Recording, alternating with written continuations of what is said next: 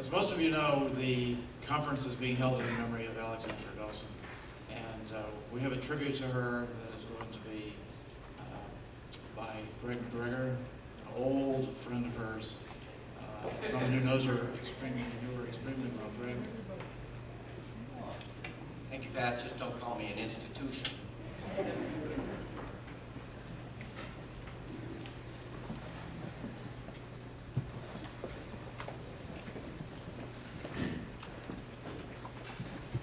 When did you first meet Sandra Dawson? I first met Alexandra after a meeting in downtown Boston of some environmental organization. And she offered me a ride home to the western suburbs.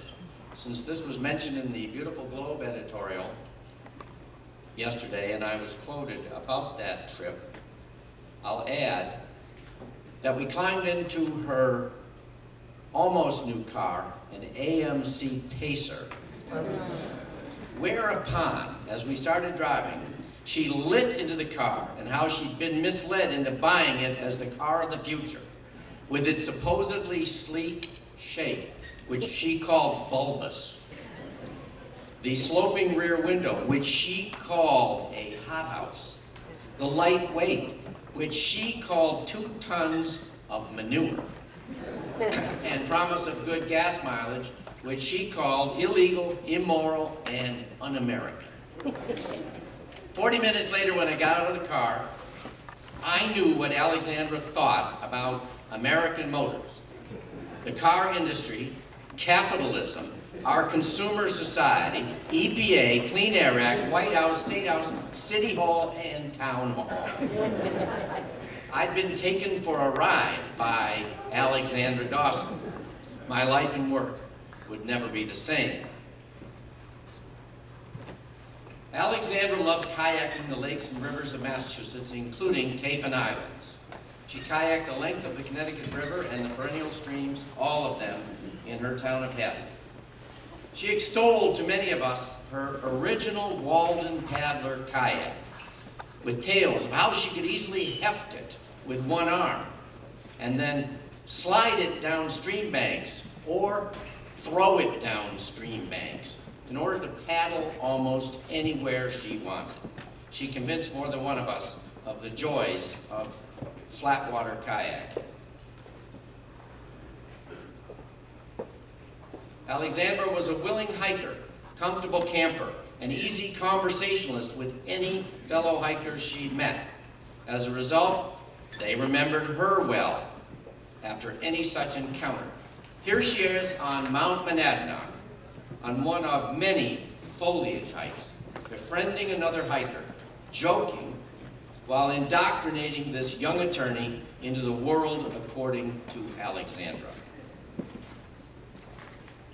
Alexandra was a 4-season outdoor aficionado here at Sergeant Camp, Peterborough, New Hampshire, in the dead of winter, skiing with her friend, Camilla Lockwood. Alexandra was at the podium of MACC's annual environmental conference as president from 1985 to 1988, member of the board of directors from 1977 to 2003, and director of legal services until 2010. As MACC president during a time of critical challenges to environmentalism and conservation, she made sure MACC took its place among modern organizations leading the charge and commanding the defense of wetlands, water, wildlife, and open space. Her speeches, articles, editorials, advice, strategies, positions, testimony, commentary, and legal briefs on behalf of MACC were always pointed, well-researched, persuasive, and usually successful. Alexandra presented Governor Dukakis our MACC Public Service Award. She was an enthusiastic member of the conspiracy that year to ask the governor to speak, the first governor to address an MACC annual meeting. So the governor would have to learn about conservation commissions, wetlands protection, and open space. Alexandra figured that the governor would have to ask his staff what the heck are conservation commissions, and what do they do anyway? And how, indeed, are wetlands important to public safety and public health, which is the topic we assigned him, so he could deliver the keynote address on the subject. The plan worked. Alexandra in 1987 presented the MACC Public Service Award to EPA New England Regional Administrator Michael DeLand. Recall that Alexandra, along with the inimitable Nancy Anderson, led the charge against the Pyramid Company's Attleboro Mall, proposing to fill 50 acres of swamp and improve another 50. Despite MACC losing in DEP and in the courts, because the project was grandfathered against the then new 1983 regulations, Alexandra and Nancy and hundreds of others, many in this room, convinced Mr. DeLand, ironically a Republican appointee of a Republican administration in Washington, to convince his bosses in Washington to exercise the rarely used Clean Water Act veto over Corps of Engineers fill permits in federal wetlands. This stopped the Attleboro Mall, never built. Alexandra in 1973 authored the modern version of the MACC Environmental Handbook for Conservation Commissioners. Since then, revised several times, and since 1991, co-authored with Dr. Sally Zielinski, whom Alexandra always credited. The handbook is revered as authoritative text and practical guide for the law, policy, and procedures to administer and enforce our wetlands protection laws, acquire and manage open space, conduct Conservation Commission affairs, and do so professionally and with panache. See how proud Alexandra is of this accomplishment, which she considered her magnum opus. Between the lines of the handbook is visible the author's obvious reverence for knowledge, teaching, nature, people, and the outdoors. Alexandra taught thousands of eager students and future attorneys, scientists, advocates, and educators. In this respect, she was the legal counterpart of our scientific mentor, Dr. Norton Nickerson, and our political mentor, Nancy Anderson. Like them, Alexandra reached young and old, lay and professional, left and right, political savvy and not so. Never at a loss for words, but choosing them carefully, Alexandra could impart knowledge, alter attitudes, modify behavior, and redirect careers. She spiced this learning with her personal experiences, political commentary, witticisms, and persuasive arguments. Alexandra leaves a loving and well-loved family, indeed 3 generations, including husband Jim of more than 50 years, cherished children Rachel, Alex, and Adam, daughter-in-law Deborah, daughter-in-law Isabel, now deceased, granddaughter Mariah, and grandson August, not shown. She and Jim had raised their children in Weston, Massachusetts, and then moved them lock, stock, and barrel for what must have been a whole new life in Western Massachusetts and the town of Hadley. We remember Alexandra like this: a little formal but relaxed, smiling, vibrant, interested in you and your ideas, yet ready in a flash to share a fresh insight, debate an environmental issue, quote a court case, common law precept, or constitutional provision, prick a preposterous idea, and when warranted, puncture an inflated personality.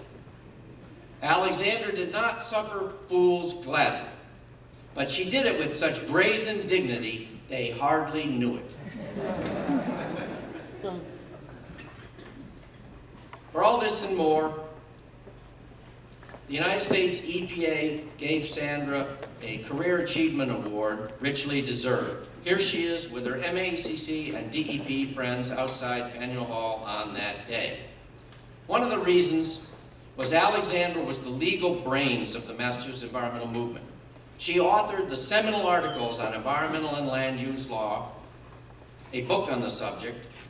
She helped draft key laws, advised on agency regulations, sitting on innumerable advisory committee, or as she and I often joke together, we felt like we were sitting on citizen-advised committees, fought for adoption of local environmental laws, and then pressed the wisdom, interpretation, and enforcement of her laws. They are the Conservation Commission Act, the Conservation Restrictions Act, the Wetlands Preservation Act, the Rivers Protection Act, the Water Management Act, the Interbasin Transfer Act, the Watershed Protection Act, the Home Rule Amendment, Local Wetland Bylaws, Title V, the Forest Cutting Practices Act, the Environmental Policy Act, MEPA, the Endangered Species Act, MESA, and Article 97 of the amendments to the state constitution protecting parklands and open space and natural areas. She insisted these laws work as intended.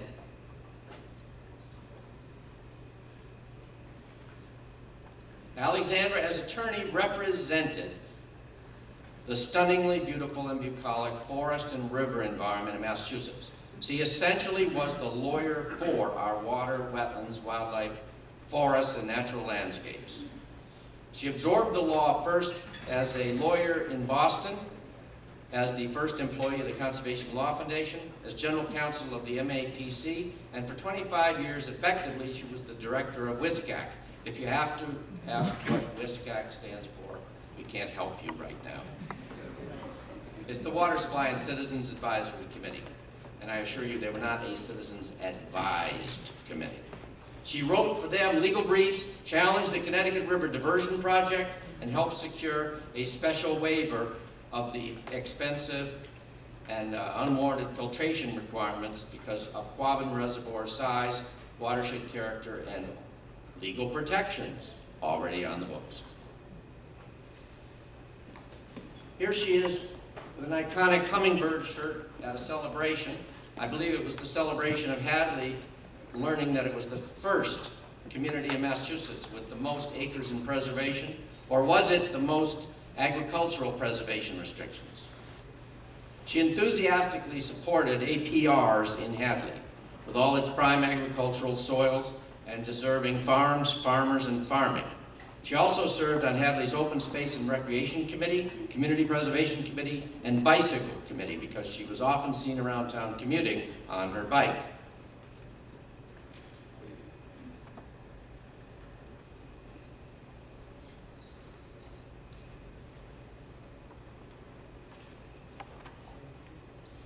Alexandra was a longtime member and beloved chair of the Hadley Conservation Commission.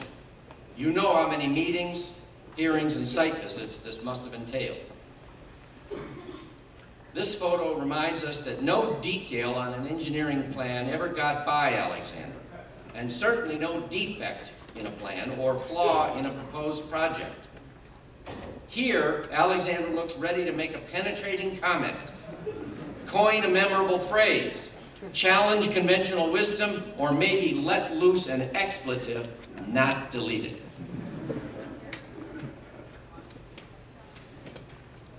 And so we say goodbye. When Alexandra came on the scene years ago, she took on the big issues of her day: land preservation, water supply, wildlife conservation, and wetlands. We are richer for her life and work. What would Alexandra do if she were starting her career today? She would do the same, taking on compelling environmental challenges: climate change, biodiversity loss, and permanent damage to ecological systems supporting all life on Earth. She would do it with intelligence, wit, energy, enthusiasm, devotion, boldness, and persistence. We must be Alexandra Dawsons now. In our town halls, board meetings, corporate offices, public hearings, legislative committees, federal agencies, courthouses, and international bodies.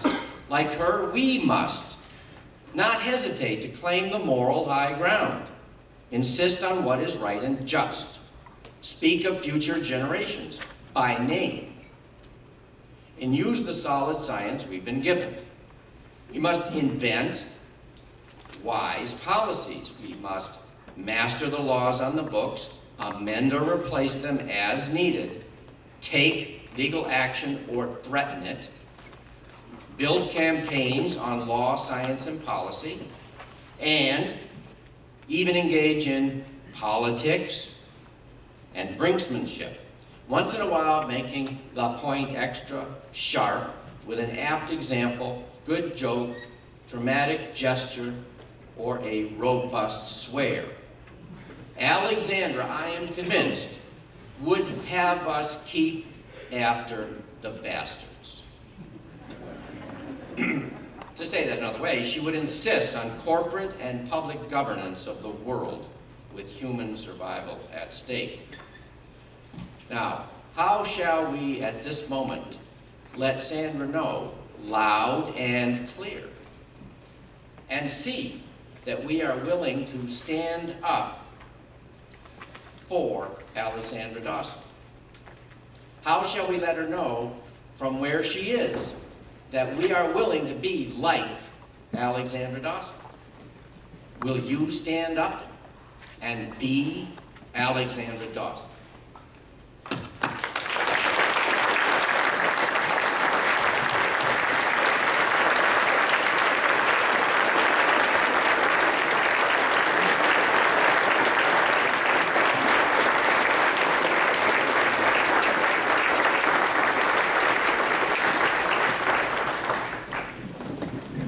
Thank you, Greg McGregor, for your moving, descriptive tribute to Alexandra Dawson. For those of you who are just coming in, our conference today is dedicated to Alexandra Dawson. Today at 4:30, during our President's Reception, we'll be presenting Alexandra's children, all three of them will be here, with a posthumous Lifetime Achievement Award, and we hope you can all join us for that special ceremony.